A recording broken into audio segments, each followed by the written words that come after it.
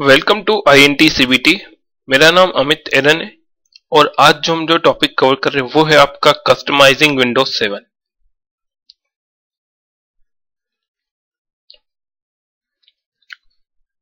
So far we have looked at upgrading to Windows 7 and performing a clean installation to Windows 7 using a number of different methods।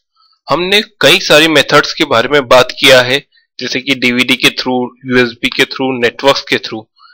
इन सभी methods के through क्या कर सकते हैं, आप Windows 7 को upgrade भी कर सकते हैं और क्लीन इंस्टॉलेशन भी क्या कर सकते हैं, परफॉर्म कर सकते हैं। These methods work well when you only have few computers or a lot of computers to install Windows 7 on। ये जो मेथड्स है जिनकी हमने बात करी है, सारी मेथड्स, वो मेथड्स उस कंडीशन में भी अच्छी वर्क करेगी जब आपको कुछ ही कंप्यूटर में इंस्टॉल करना है विंडोज 7 को, और कई सारे कंप्यूटर्स में भी विंडोज 7 को इंस्टॉल करना है तो भी वो मेथड्स क्या करेगी, अच्छी वर्क करेगी। जैसे कि मैं बात करता हूं, अगर आपको कुछ ही कंप्यूटर्स में विंडोज 7 इंस्टॉल करना है तो आप डीवीडी के थ्रू या यूएसबी के थ्रू कर सकते हैं, और कई सारे कंप्यूटर्स में आपको विंडोज 7 इंस्टॉल करना है तो फिर आप नेटवर्क के थ्रू या फिर WDS के थ्रू इंस्टॉल कर सकते हैं। मतलब कि सभी मेथड जो है उनमें से कुछ मेथड जो है वो कुछ अगर आपको कुछ ही कंप्यूटर में विंडोज 7 इंस्टॉल करना है तो उनके लिए अच्छी है, और कुछ मेथड उसके लिए अच्छी है जब आपको विंडोज 7 का इंस्टॉलेशन कई सारे कंप्यूटर के अंदर करना है। Even if you have only perform few installs of Windows 7 you will start to notice you are selecting the same selection in the setup to the same question। अगर आप कुछ ही कंप्यूटर में भी विंडोज 7 का इंस्टॉलेशन कर रहे हैं तो आप ये नोटिस करोगे कि आप बार बार सेम क्वेश्चन का ही क्या कर रहे हैं, आंसर दे रहे हैं। बार बार इंस्टॉलेशन में आप सेम क्वेश्चन को ही क्या कर रहे हैं, सिलेक्ट कर रहे हैं, उसका आंसर प्रोवाइड करवा रहे हैं। जैसे कि मैं बात करूं, जब भी इंस्टॉलेशन आप करते हैं तब आपको क्या देना पड़ता है, लैंग्वेज सिलेक्ट करना पड़ता है, कीबोर्ड टाइप सिलेक्ट करना पड़ता है। उसके अलावा आपके हार्ड डिस्क के अंदर कितने पार्टीशन बना रहे हैं, पार्टीशन की क्या साइज होगी, ये क्वेश्चन आप क्या करना पड़ रहा है, आपको बार बार क्या करना पड़ रहा है, इन क्वेश्चंस का आपको आंसर देना पड़ रहा है। ठीक है, ये आप क्या कर दोगे, नोटिस करना क्या कर लोगे, स्टार्ट कर लोगे कुछ ही इंस्टॉलेशंस में।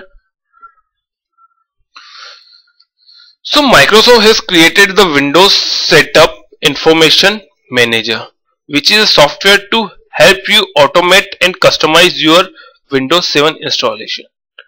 So Microsoft ने क्या किया है, एक टूल क्रिएट किया है जिसका नाम है Windows Setup Information Manager।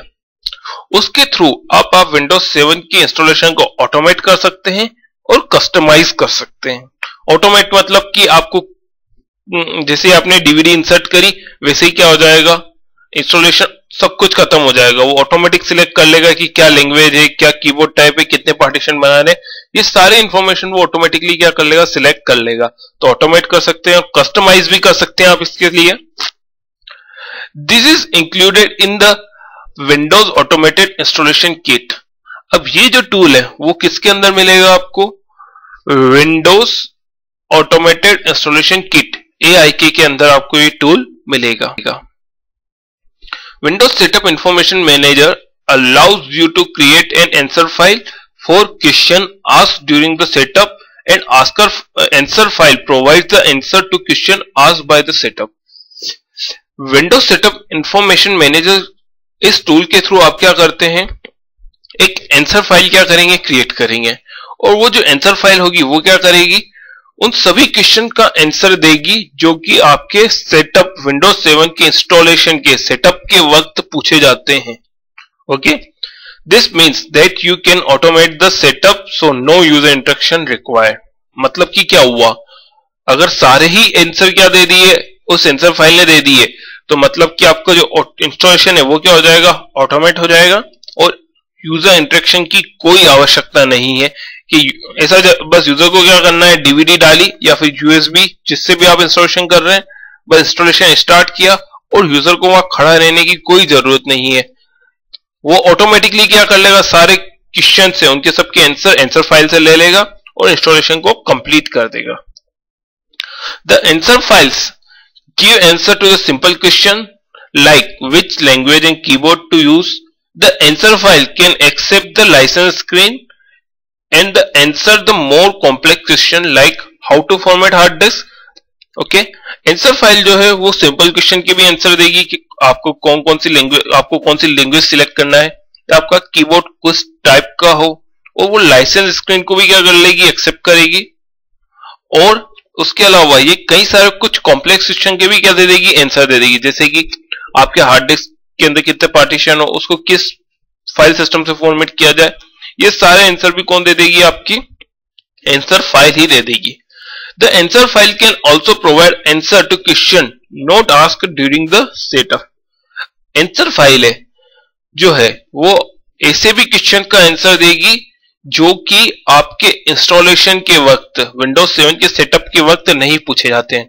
जैसे कि मैं आपको एक एग्जांपल देता हूं कि आप कोई एडिशनल फीचर ऐड करना चाहते हैं या फिर कोई फीचर जो है उसको रिमूव करना चाहते हैं, तो उस कंडीशन में भी आप क्या कर सकते हैं, आंसर फाइल का यूज कर सकते हैं। ओके, मैं आपको एक एग्जांपल देता हूं कि जनरली कंपनीज में क्या होता है, जो विंडोज 7 के अंदर जो गेम होते हैं उनको क्या किया जाता है, रिमूव कर दिया जाता है, ताकि क्या हो, यूजर जो है वो गेम ना खेल सके। तो अगर आप बिना आंसर फाइल के इंस्टॉलेशन करते हैं तो आपको ऐसा कोई ऑप्शन नहीं मिलेगा कि आप क्या कर दें, गेम्स को क्या कर दें, रिमूव कर दें। बट अगर आप इंस्टॉलेशन आंसर फाइल के थ्रू करते हैं तो आप ये चीज क्या कर सकते हैं, आप आपकी गेम्स को क्या कर सकते हैं, रिमूव कर सकते हैं। मतलब ओके, तो the answer file can also provide answer to question not asked during the setup. Okay, आगे बढ़ते हैं। The file is in XML format and thus you can create and edit it in Notepad. However, it is best to use the tools supplied by Microsoft. अब जो file होती है आपकी answer file, वो कहीं में होती है, आपकी XML फॉर्मेट में होती है, तो इसलिए आप इसको नोटपैड में भी क्रिएट कर सकते हैं और एडिट कर सकते हैं। बट आप ये अच्छा रहेगा कि अगर आप वो टूल यूज करें जो कि माइक्रोसॉफ्ट ने क्या किया है, प्रोवाइड किया है। अगर आप उस टूल को यूज करते हैं तो वो क्या होगा, बेस्ट होगा। Once you have created the answer file, it can be placed in the root folder of USB thumb drive and root folder on DVD। एक बार आपने आंसर फाइल क्रिएट कर दी, उसके बाद उस आंसर फाइल को आप कहां रख सकते हैं, USB के अंदर रख सकते हैं, जो कि रूट डायरेक्टली होती है रूट पर, और आप DVD के अंदर भी क्या कर सकते हैं, रूट पर रखेंगे। और if setup is run from command from the answer file can be added with the command line switch this.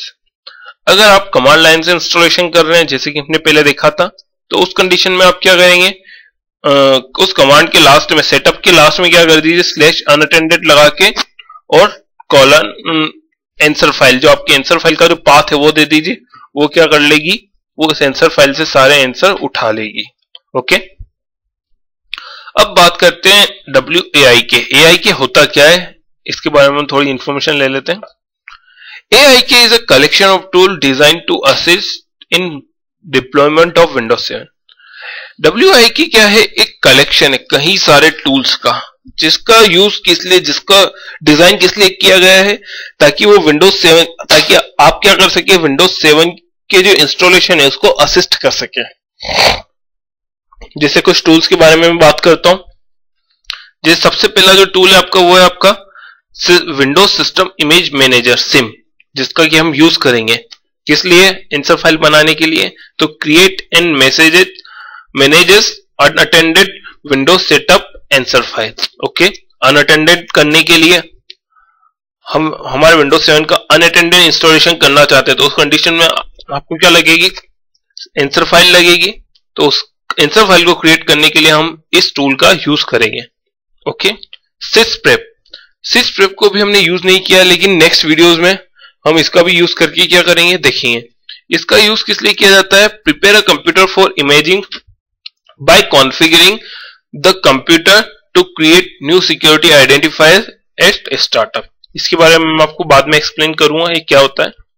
Image x, जैसा कि आप जानते हैं कि इमेज एक्स, जब हमने विंडोज P की जब सीडी बनाई थी तब हमने एक टूल ऐड किया था इमेज एक्स। तो उसका यूज किस लिए किया जाता है, use to capture, create, modify and apply Windows images इस टूल को भी हम आगे यूज करके देखेंगे, तब आपको क्या होगा समझ में आ जाएगा। Windows pre installed environment. Windows P हम जानते हैं जैसे कि ये क्या होता है, एक मिनिमल ऑपरेटिंग सिस्टम होता है और जिसका यूज आपके विंडोज को डिप्लॉय करने के लिए किया जाता है। और यूएसएमटी जैसा कि हमने करके देखा है लास्ट वीडियो में, यूएसएमटी क्या होता है, use to migrate user information from older version of Windows to Windows 7। Okay, migration के लिए क्या यूज करते हैं हम, यूएसएमटी का यूज करते हैं। तो इसमें 3 टूल के बारे में तो हम बात कर चुके हैं। 2 टूल जो बाकी है आपके सिस्टप्रेप और इमेजेक्स, उन टूल्स के बारे में हम आगे बात करेंगे। अब हम ये देखते हैं कि आंसर फाइल्स को कैसे क्रिएट किया जाए। तो आंसर फाइल्स के लिए आपको कुछ इन्फॉर्मेशन लगेगी, तो वो सारी इन्फॉर्मेशन मैंने यहाँ टेबल्स में लिखी हुई है, तो हम स्टेप बाय स्टेप इन सारी स्टेप्स को फॉलो करेंगे। ये सारी इन्फॉर्मेशन क्या करेंगे, आंसर फाइल में फिलअप करनी पड़ेगी, तो हम इसके लिए करते हैं। तो इसके लिए सबसे पहले क्या करना पड़ेगा, मुझे अपने एक टेक्निकल कंप्यूटर में क्या करना पड़ेगा, AIK इंस्टॉल करना पड़ेगा। तो मैं सबसे पहले अपने टेक्निकल कंप्यूटर में क्या करता हूं, AIK इंस्टॉल करता हूं।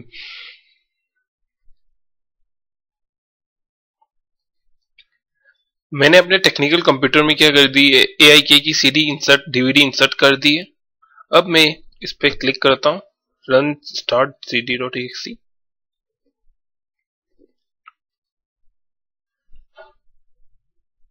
और जैसा कि आप जानते हैं कि AIK का इंस्टॉलेशन कैसे किया जाए, इजी है।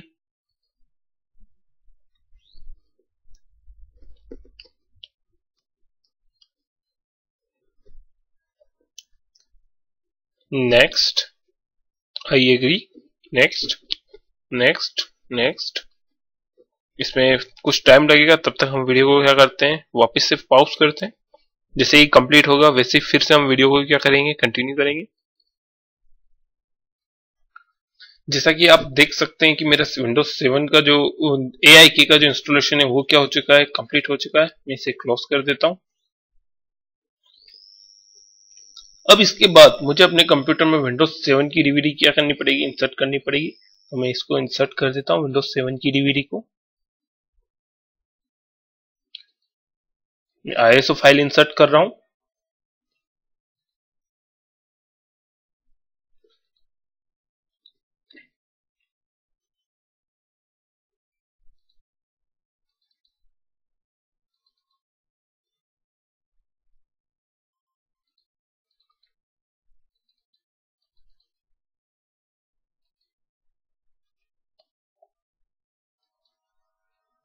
ठीक है, मैंने विंडोज 7 की DVD इंसर्ट कर दी।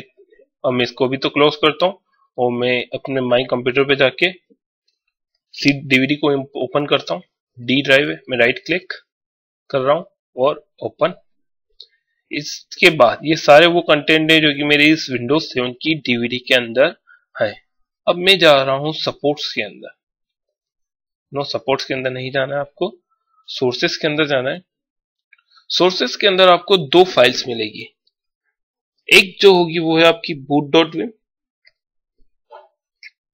और दूसरी जो है वो है आपकी install.vim। ये दोनों ही आपके इस DVD की सबसे मेन फाइल है। इंस्टॉल, आप देख सकते हैं कि install.vim की साइज ही कितनी है, 2.21 GB। मतलब कि वही फाइल है जिसके थ्रू हमारा विंडोज 7 का क्या होता है, इंस्टॉलेशन होता है। ये सबसे मेन इंपॉर्टेंट फाइल है। ओके, तो मुझे इस फाइल की क्या पड़ेगी, जरूरत पड़ेगी अपनी आंसर फाइल क्रिएट करने के लिए। तो मैं इस फाइल को क्या कर लेता हूं, कॉपी करके अपने कंप्यूटर के अंदर पेस्ट कर देता हूं। अगेन कॉपी फेज में कुछ टाइम लगता है, तब तक मैं वीडियो को रुकता हूं। आप देख सकते हैं कि मेरी विंडो,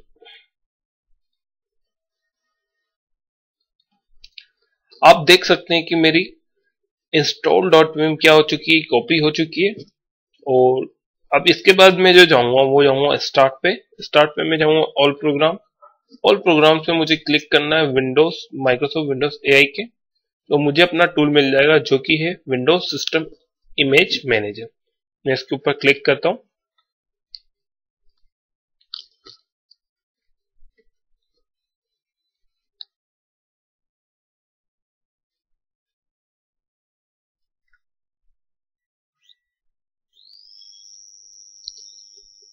ये मेरी फाइल।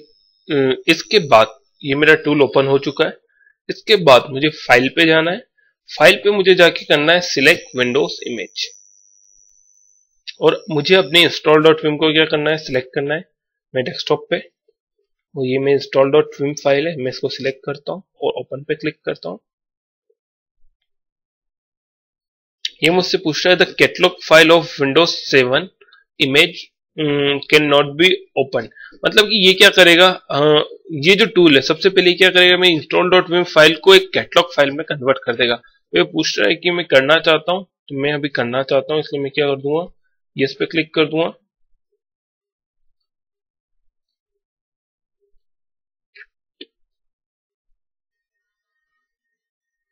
अभी इस प्रोसेस में थोड़ा टाइम लगेगा, तो तब तक हम वीडियो को वापस से रोकते हैं, और जैसे ही कंप्लीट होता है उसके बाद हम वीडियो को फिर से कंटिन्यू करेंगे। जैसा कि आप देख सकते हैं कि मेरी install dot Vim file catalogue file में क्या हो चुकी है, कन्वर्ट हो चुकी है, और उसने मुझे सारे कैटलॉग्स क्या करवा दिए, प्रोवाइड करवा दिए। ओके, उसके बाद मुझे जो जाना है, मैं जाऊंगा फाइल्स पे।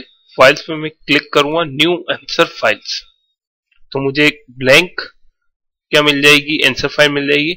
अब इसको हम हमारे हिसाब से क्या करेंगे, डिजाइन करेंगे, हमारे हिसाब से बनाएंगे, हमारी रिक्वायरमेंट क्या है उसके हिसाब से हम इस फाइल को क्रिएट करेंगे, मॉडिफिकेशन। तो इसके लिए आप देख सकते हैं कि मैंने जो स्टेप्स है वो सारी लिखी हुई है अपनी पीपीटीज के अंदर। सबसे पहली स्टेप्स ये रही। सबसे पहले मुझे कंपोनेंट कौन सा सिलेक्ट करना है, कंपोनेंट के अंदर इंटरनेशनल कोर पीई को क्या करना है, सिलेक्ट करना है। तो सबसे पहले हम इसको सिलेक्ट करते हैं। ये मेरा कंपोनेंट पार्ट है, इसमें मुझे सिलेक्ट करना है इंटरनेशनल कोर पीई। तो आप देख सकते हैं कि ये रहा मेरा international x86 Microsoft Windows international core win PE, ये रहा मेरा। मैं इसको सिलेक्ट करता हूं। उसके बाद मुझे क्या करना है वो देखते हैं। उसके बाद इसके अंदर मुझे क्या करना है, इसके ऊपर मैं राइट क्लिक करूंगा और मुझे पास वन विंडोज पीई के अंदर क्या करना है, इसको एड करना है। तो हम करते हैं, मैं इसके ऊपर राइट क्लिक करता हूं और मैंने इसको एड करवा दिया विंडोज पीई में। आप देख सकते हैं कि ये कौन से पार्ट, कौन से कंपोनेंट में मेरी ऐड हो चुकी है, विंडोज पीई पार्ट में क्या हो चुकी है, ऐड हो चुकी है ये मेरी फाइल। अब मैं यहाँ पे क्या करूंगा, इसको इंफॉर्मेशन फिलअप कर दूंगा। क्या क्या इंफॉर्मेशन मुझे फिलअप करना है ये मैंने यहाँ पे लिखा हुआ है। सेटिंग्स, कौन कौन सी सेटिंग्स फिलअप करना है मुझे, पहले input local, system local, UI language and user local, उन सबकी लैंग्वेज क्या हो, मतलब कि मेरे सिस्टम की लैंग्वेज क्या हो, ये सब देने के लिए मैं क्या इसका इन सेटिंग्स का यूज करूंगा। तो यहाँ पे मुझे जो फिलअप करना है वो करना है en -us, ये मैं क्या करूंगा, इनमें फिलअप करूंगा। तो इसको वन बाय वन करते हैं। सबसे पहले हमें करना है इनपुट लोकल में, तो मैं डाल देता हूं en-us। इसके बाद यही सेम चीज मुझे कहीं में सिस्टम लोकल में भी डालना है, यूआई लैंग्वेज में भी डालना है, और यूजर लोकल में भी क्या करना है, सेम चीज मुझे फिलअप करना है। ठीक है, ये तीनों चीज हम क्या, ये चारों चीज क्या कर सकते हैं, हम फिलअप कर चुके। इसके बाद मुझे जाना है पास वन में, सेम इसी के अंदर जाना है, और सेटअप यूआई लैंग्वेज को क्या करना है, सिलेक्ट करना है, और यहाँ पे भी यूआई लैंग्वेज में क्या फिलअप करना है मुझे, en-us। तो इसको भी हम करते हैं। इसके ऊपर मैं डबल क्लिक करता हूं, मुझे मिल जाएगा सेटअप यूआई लैंग्वेज। मैं इस पर डबल क्लिक करता हूं, मुझे यहाँ पे मिल जाएगा यूआई लैंग्वेज। यहाँ पे मैं डालता हूं en-us, ये मैंने यहाँ पे फिलअप कर दिया। अब नेक्स्ट सेटिंग के बारे में देखते हैं। ये जो सेटिंग्स दे रही है विंडोज पी, ये जो आपने जो असाइन किया है, ये है आपकी कीबोर्ड टाइप क्या होना चाहिए। जैसे कि आप जब इंस्टॉलेशन स्टार्ट करते हैं तो सबसे पहले क्या पूछता है, आपकी लैंग्वेज क्या हो, कीबोर्ड किस टाइप का हो, वो सब इंफॉर्मेशन पूछता है। तो यही इंफॉर्मेशन क्या करेगी, विंडोज पी जो पार्ट है वो प्रोवाइड करवाएगी कि आपकी जो लैंग्वेज होगी वो en-us होगी, आपकी कीबोर्ड टाइप भी क्या होगा, en-us होगा। ये सारी इंफॉर्मेशन प्रोवाइड करवाने का काम विंडोज पी पास करेगा। इसके बाद हम जा रहे हैं सेटअप पे। कंपोनेंट में हम क्या सर्च करेंगे सेटअप, आपको मिल जाएगा नीचे x86 माइक्रोसॉफ्ट विंडोज सेटअप, ये मिल जाएगा। इसके बाद मुझे क्या करना है, इसके अंदर मुझे कंपोनेंट क्या सिलेक्ट करना है, डिस्क कॉन्फ़िगरेशन और डिस्क, और उसको भी कहाँ पे ऐड करवाना है, मुझे पास 1 में ही ऐड करवाना है। ये रहा मेरा सेटअप, इसके ऊपर मैं डबल क्लिक करता हूं, मुझे मिल जाएगा अपना डिस्क कॉन्फ़िगरेशन और ये मेरा डिस्क। इसको भी इसके ऊपर मैं राइट क्लिक करता हूं, इसको भी कहां पे ऐड करवा देता हूं, पास 1 जो कि विंडोज पीई है उसी के अंदर। अब इसके अंदर मुझे क्या इंफॉर्मेशन फिलअप करना है वो हम देखते हैं। इसके अंदर आप देखेंगे डिस्क आईडी क्या होगा मेरा 0, मतलब कि आपके कंप्यूटर में जितनी डिस्क होती है हर एक को क्या दिया जाता है, एक आईडी दिया जाता है। तो हमारी ये जो पहली डिस्क है इसको हम क्या आईडी असाइन कर रहे हैं, 0, और विल वाइप डिस्क ट्रू, मतलब कि अगर आपकी डिस्क में पहले कोई भी कितना भी डेटा हुआ उन सबको क्या कर देगा, वो डिलीट कर देगा, और शायद जितने पार्टीशन हुए सबको क्या करके डिलीट करके केवल डिलीट कर देगा। ये क्या कर रहा है, इससे हमें पता चल रहा है। तो हम इस इंफॉर्मेशन को फिलअप करते हैं। डिस्क आईडी हमने दे दिया 0 और हमने विल वाइप डिस्क को क्या कर दिया, ट्रू सिलेक्ट कर दिया।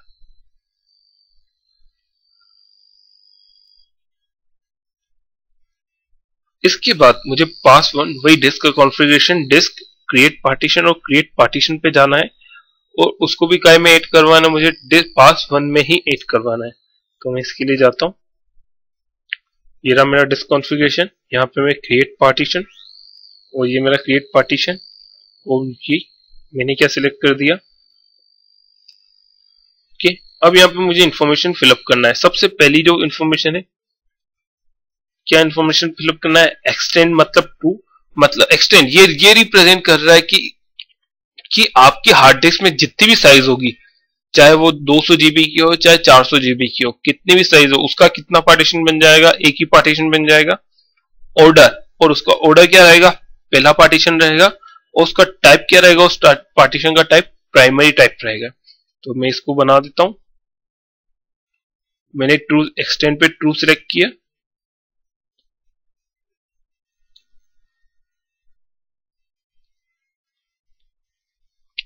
मैं ऑर्डर पे 1 डाल देता हूं,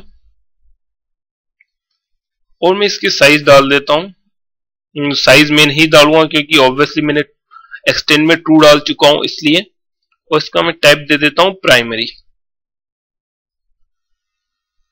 ओके, अगली चीज, अगला पार्ट मुझे क्या करना है, मुझे जाना है इसी के अंदर, पास डिस्क कॉन्फ़िगरेशन के अंदर ही जाना है, सॉरी मुझे डिस्क कॉन्फ़िगरेशन के अंदर ही जाना है, और उसके अंदर मुझे डिस्क कॉन्फ़िगरेशन में डिस्क सिलेक्ट करना है, मॉडिफाई पार्टीशन, और मॉडिफाई पार्टीशन को वापस पास 1 में क्या करना है, ऐड करना है। तो हम ये कर देते हैं, ये रहा मेरा मॉडिफाई पार्टीशन, मॉडिफाई पार्टीशन में ये रहा मेरा सेकंड मॉडिफाई पार्टीशन, इसके ऊपर राइट क्लिक और विन पी पास 1, मतलब कि क्रिएट पार्टीशन, जो हमने पहले जो क्रिएट पार्टीशन में जो इंफॉर्मेशन डाली थी वो क्या करेगी, पार्टीशन को क्रिएट कर देगी, लेकिन अभी तक हमने पार्टीशन को फॉर्मेट वगैरह कुछ भी नहीं किया है, उसको ना तो कोई ड्राइव लेटर असाइन किया है। तो ये काम हम किसके अंदर करेंगे, मॉडिफाई पार्टीशन कंपोनेंट के द्वारा करेंगे। तो इसके अंदर हम डालते हैं क्या क्या इंफॉर्मेशन डालना है, जैसे मुझे इसके अंदर एक्टिव क्या डालना है, ट्रू, क्योंकि पहला पार्टीशन रहेगा तो बूटेबल होना चाहिए। फॉर्मेट एनटीएफएस, और ये जो फॉर्मेट होगा वो किसके थ्रू होगा, एनटीएफएस के थ्रू। लेटर क्या असाइन कर रहे हैं हम इसे सी, और ऑर्डर 1 और पार्टीशन आईडी भी क्या कर रहे हैं, 1 असाइन कर रहे हैं। ठीक है, तो हम इससे ये सारी इंफॉर्मेशन असाइन करते हैं। ये मेरा एक्टिव है, तो एक्टिव में मैंने इसको डाल दिया ट्रू। फॉर्मेट, अभी किससे फॉर्मेट हो, एनटीएफएस से, इसको ड्राइव लेटर क्या दे दिया जाए, सी, और इसका ऑर्डर जो रहेगा वो भी क्या रहेगा, 1, और इसका पार्टीशन आईडी भी क्या रहेगा, 1। ओके, ये सारी इंफॉर्मेशन क्या कर दी हमने, फिलअप कर दी। आप जानते हैं कि सबसे पहले हमसे जब इंस्टॉलेशन होता है तो सबसे पहले यही क्वेश्चन पूछे जाते हैं कि आपकी लैंग्वेज क्या होगी, आपकी कीबोर्ड टाइप क्या होगा, आपका लाइसेंस एग्रीमेंट, और उसके बाद उससे वो हमसे पूछता है आपको क्या पार्टीशन क्रिएट करना, उसको किससे फॉर्मेट करना, वो सारी इंफॉर्मेशन पूछने पहले ही फेज में पूछा जाता है, ठीक है। और उसके बाद क्या होता है, इंस्टॉलेशन स्टार्ट होता है, और इंस्टॉलेशन कंप्लीट होने के बाद फिर हमसे वो क्या पूछता है, दूसरी इंफॉर्मेशन पूछता है कि आपको क्या नाम देना है सिस्टम्स को, आपकी कीज क्या है, वो सारी लाइसेंस कीज वगैरह, ये सारी इंफॉर्मेशन पूछने का काम वो अगले फेज में करता है, आगे के फेजेस में। तो अब आगे की इंफॉर्मेशन फॉलो करते हैं। इसके बाद मुझे अभी भी क्या करना है, कुछ इंफॉर्मेशन और भी यहाँ पे क्या करनी पड़ेगी, अभी फिलअप करना पड़ेगी। इंस्टॉल, अब मुझे कहां जाना है, इमेज इंस्टॉल और ओएस इमेज इंस्टॉल टू।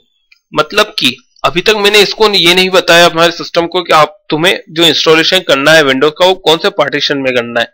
तो हमने एक ही पार्टीशन बनाया है जिसका पार्टीशन आईडी 1 है और डिस्क आईडी क्या है 0, इसलिए हम यहाँ पे क्या कर देंगे, डिस्क आईडी 0 और पार्टीशन आईडी क्या असाइन कर देंगे 1।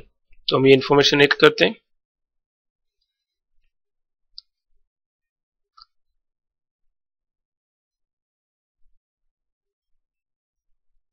ये रहा मेरा इमेज इंस्टॉल, ओएस इमेज और इंस्टॉल टू। मैंने इसको राइट क्लिक किया और फिर पास1 में ऐड करवा दिया। यहाँ पे वो मुझसे मांग रहा है डिस्क आईडी जो कि मेरा क्या है 0 और मेरा पार्टीशन आईडी जो कि क्या है 1। इसके बाद हम और देखते हैं। उसके बाद मुझे क्या करना है, यूजर डेटा को सिलेक्ट करना, उसको भी क्या में ऐड करवाना है, पास1 में ही ऐड करवाना है। तो मैं इसको ऐड करवा देता हूं।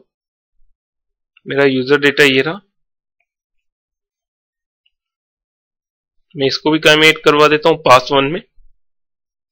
राइट क्लिक और ऐड सेटिंग पास1 विंडोज पी, मैंने इसको ऐड करवा दिया। अब मुझे यहां पे क्या करना है, इंफॉर्मेशन डालनी पड़ेगी। क्या इंफॉर्मेशन मुझे यहां डालनी पड़ेगी, एक्सेप्ट यूला में ट्रू डालना पड़ेगा। फुल नेम में मुझे कंपनी यूजर नेम, कंपनी उस यूजर का क्या नाम है वो डालना पड़ेगा, और ऑर्गेनाइजेशन मेरी कंपनी कौन सी है ये इंफॉर्मेशन मुझे यहाँ पे फिलअप करना पड़ेगी। तो मैं यहाँ पे डाल देता हूं एक्सेप्ट यूला में मैं डाल देता हूं ट्रू। मैं नाम डाल देता हूं यूजर का अमित, और मैं ऑर्गेनाइजेशन का नाम डाल देता हूं INTCBT।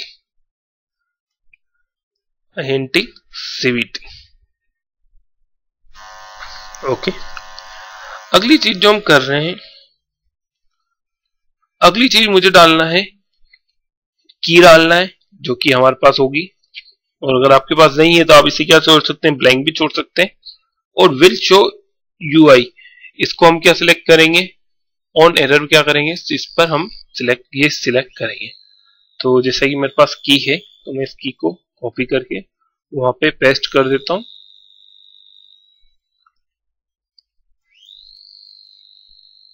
ये रही मेरी प्रोडक्ट की, मैं यहाँ पे की को पेस्ट कर देता हूं,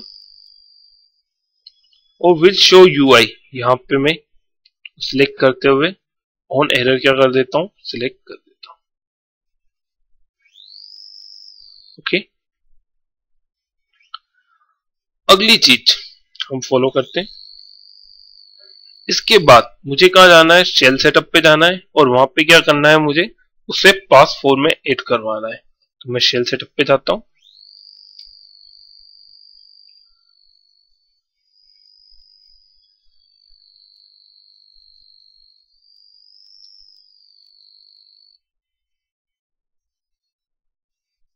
ये रहा मेरा शेल सेटअप।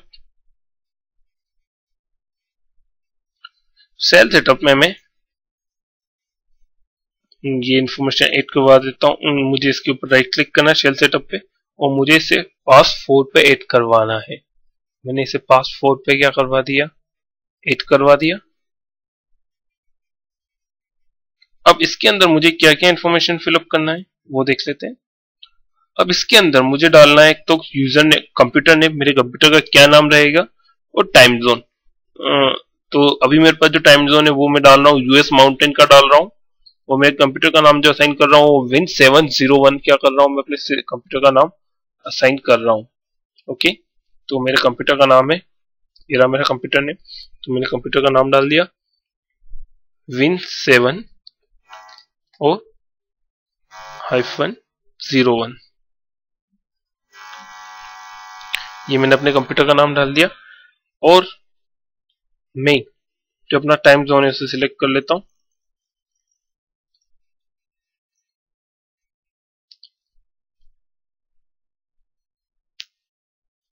ये रहा मेरा टाइम जोन, यहां पे मैं इसको प्रेस कर देता हूं। ओके, अगली चीज जो हम कर रहे हैं वो है आपका यूजर अकाउंट्स।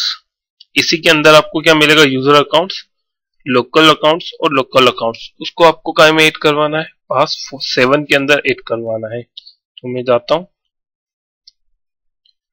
ये रहा मेरा यूजर अकाउंट, आपको नीचे मिल जाएगा यूजर अकाउंट और लोकल यूजर अकाउंट, और मेरा एक को ये रहा लोकल यूजर अकाउंट। मैं इसके ऊपर राइट क्लिक करता हूं और मैं इसे पास 7 में ऐड करवा देता हूं। Add setting to pass 7 base system, मैंने इसे यहाँ पे क्या करवा दिया, ऐड करवा दिया। इसके बाद मैं यहाँ पे इंफॉर्मेशन फिलअप करूंगा, जैसे कि डिस्क्रिप्शन क्या रहेगा उसका, एडमिन यूजर रहेगा, डिस्प्ले नेम क्या रहेगा, एडमिन यूजर, और ग्रुप क्या रहेगा उस यूजर का, एडमिनिस्ट्रेटर्स ग्रुप रहेगा। तो ये तीनों इंफॉर्मेशन में डाल देता हूं। डिस्क्रिप्शन में मैंने डाल दिया एडमिन यूजर, डिस्प्ले नेम भी मैं क्या डाल देता हूं उसका, एडमिन यूजर,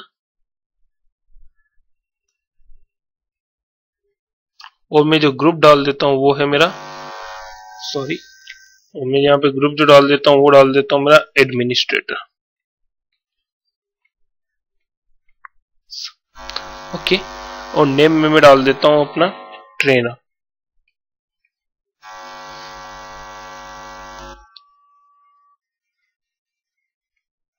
ये इन्फॉर्मेशन मैंने यहाँ पे फिलअप कर दी, जैसे कि आप देख सकते हैं नेम में मैंने ट्रेनर डाल दिया। उसके बाद आपको लोकल सेटिंग्स के अंदर एक और चीज मिलेगी, पासवर्ड। तो यहाँ पे मुझे क्या करना है, पासवर्ड इंटर करना है जो मैं कि यूजर को प्रोवाइड करवाना चाहता हूँ। अगर आप कोई पासवर्ड नहीं देना चाहते हैं तो आप इसको क्या छोड़ दीजिए, ब्लैंक छोड़ दीजिए, लेकिन अभी मैं पासवर्ड देना चाहता हूँ। तो मैं लोकल कंप्यूटर्स पे गया, पासवर्ड पे मैंने यहाँ पे 123 सिंपल पासवर्ड मैंने दे दिया। इसके बाद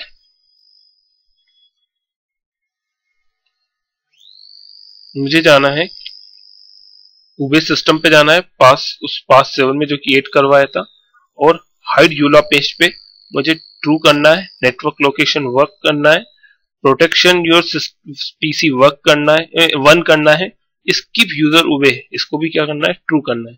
तो मैं 7 पे जाता हूं, इसको उबे सिस्टम, ये रहा मेरा उबे सिस्टम, इसको पास 7 में हिट करवा देता हूं, जैसे कि मैंने 8 करवा दिया। हाइड यूला पेज इसको मुझे क्या करना है, ट्रू करना है। नेटवर्क लोकेशन मुझे क्या रखनी है अपनी, 1 वर्क, प्रोटेक्ट पीसी इसको क्या रखना है, 1 रखना है, और इसके अलावा स्किप यूजर उबे इसको मुझे क्या करना है, ट्रू करना है। ये मेरा ये पार्ट कंप्लीट हो चुका है। इसके बाद मुझे क्या करना है, सिक्योरिटी लाइसेंसिंग SLC UX को सिलेक्ट करना है। तो मैं यहां पे सर्च करता हूं सिक्योरिटी लाइसेंसिंग,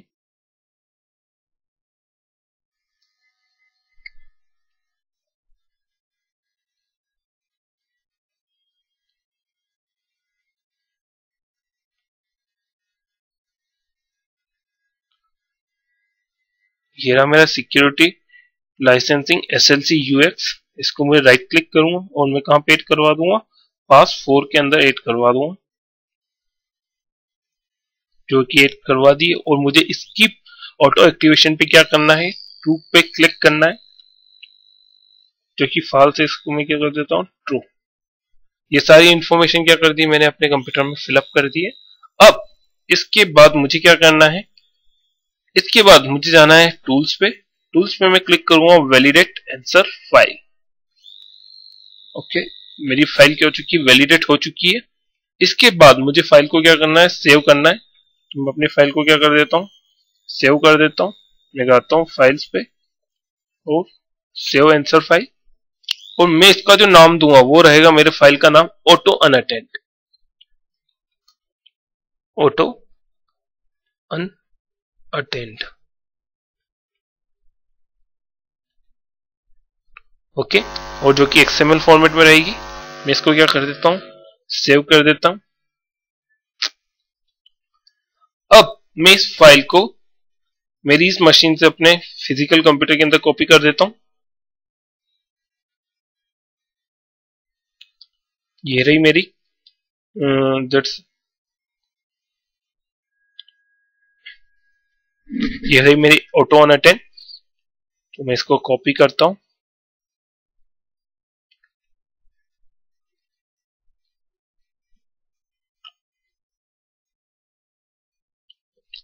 अब मैं अपने विंडोज 7 की सीडी डीवीडी की जो मैंने आईएसओ फाइल जो क्रिएट कर रखी है उसे क्या करूंगा, ओपन करूंगा, और उसके अंदर इस फाइल को क्या कर दूंगा, एड करवा दूंगा आईएसओ में, आईएसओ सॉफ्टवेयर के थ्रू।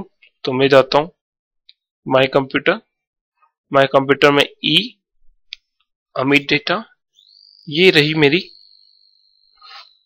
आईएसओ फाइल विंडोज 7 की। मैं इसको राइट क्लिक करके ओपन विथ कर देता हूं पावर आईएसओ में, और मैं इसको डिलीट कर देता हूं। पहले से एक फाइल है, इसको मैं डिलीट कर देता हूं, और मैं इसके अंदर मैंने हम अपनों ने जो फाइल बनाई है उसको ऐड करवा देते हैं, ऐड फाइल।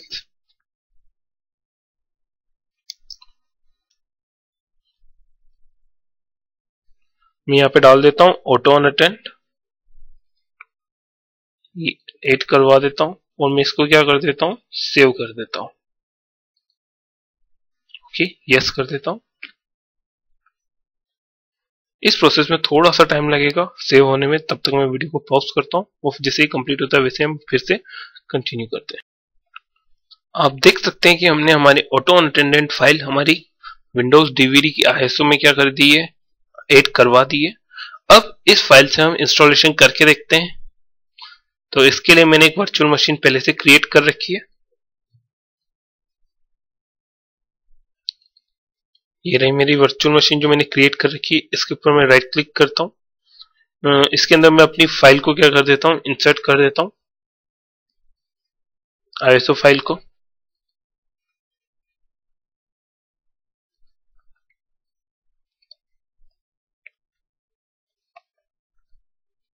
और मैं power on this virtual machine पे क्लिक करता हूँ। इसके बाद मैं first boot device as a CD select करता हूँ।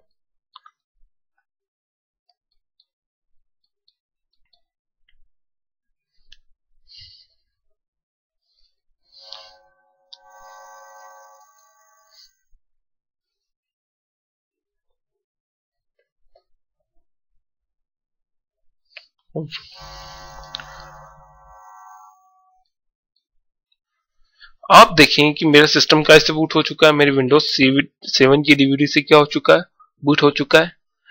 अगर आप इंसर फाइल से इंस्टॉलेशन नहीं करते हैं तो मतलब कि पहले क्या पूछेगा, वो आपसे कुछ क्वेश्चंस पूछेगा। कौन सी लैंग्वेज सिलेक्ट करना है, कौन सा कीबोर्ड टाइप सिलेक्ट करना है, फिर हार्ड डिस्क क्या पार्टीशन से कितने पार्टीशन बनाना है, वो सारी इंफॉर्मेशन आपसे पूछेगा। बट आप यहां देखेंगे कि वो आपसे कोई क्वेश्चंस नहीं पूछेगा, वो ऑटोमेटिकली सारे ही आंसर कहां से ले लेगा, आंसर फाइल से उठा लेगा। देखते हैं।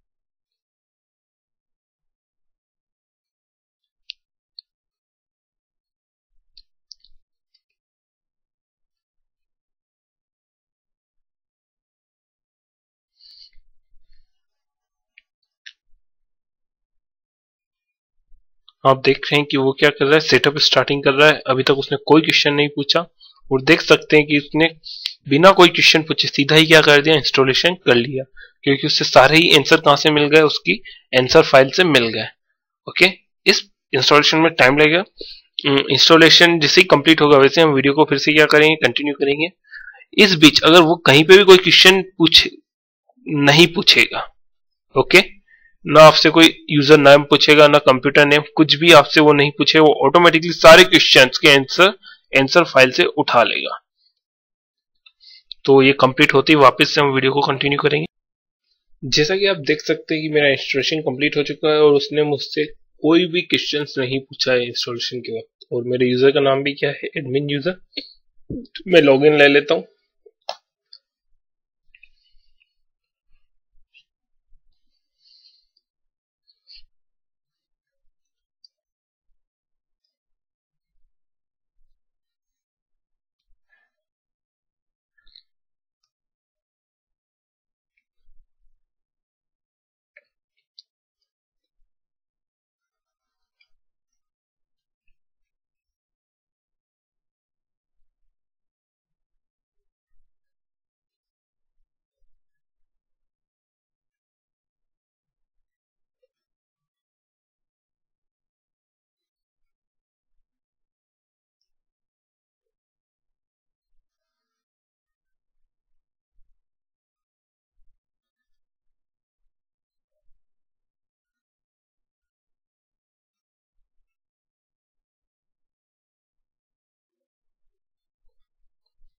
ये मेरा इंस्टॉलेशन पूरी तरह कंप्लीट हो चुका है। अगर मैं स्टार्ट पे क्लिक करता हूँ और माई कंप्यूटर की राइट क्लिक करके प्रॉपर्टीज में जाता हूँ, तो आप देखेंगे कि मेरे कंप्यूटर का वही नाम है जो कि हमने कब इंस्टॉल फाइल में जो हमने नाम लिखा था, वही नाम क्या है, मेरे कंप्यूटर का नाम है। मतलब कि मेरी आंसर फाइल ने क्या किया है, काम किया है। ओके, इस वीडियो में बस इतना ही। Thank you for watching the video.